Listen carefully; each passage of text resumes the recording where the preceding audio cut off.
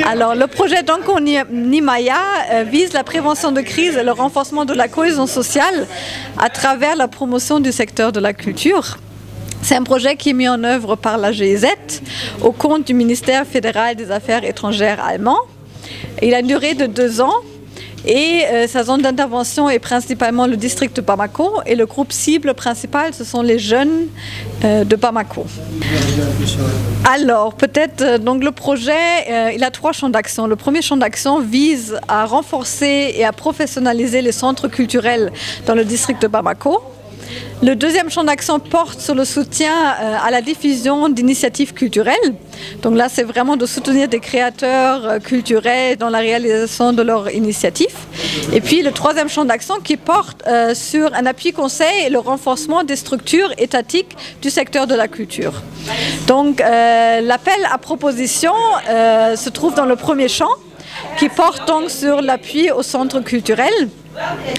Et donc l'idée est de soutenir des centres culturels pour qu'ils deviennent des lieux de rencontre pour les jeunes dans le district de Bamako, dans lequel ils peuvent s'inspirer, s'échanger, mais surtout aussi exprimer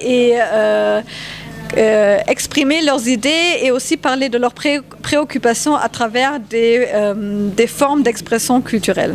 Alors, pour les critères d'éligibilité pour les centres culturels, d'abord, il faut que les centres soient situés dans le district de Bamako. Ils doivent être de droit malien.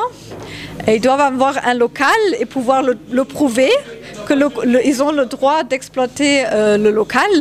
Après, en fait, sont éligibles les centres culturels qui ont déjà une expérience d'1 an et qui peuvent prouver qu'il y a une équipe qui est en place. Ça ne veut pas nécessairement dire des employés, mais des personnes qui sont là pour faire fonctionner le centre culturel.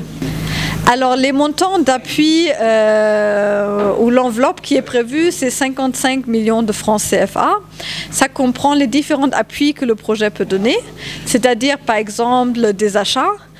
Ça peut être des petites mesures de construction et de réhabilitation, comme aussi, et ça c'est obligatoirement, le centre doit demander un appui dans le renforcement de ses compétences, c'est-à-dire la formation, le coaching ou bien l'apprentissage par les pairs.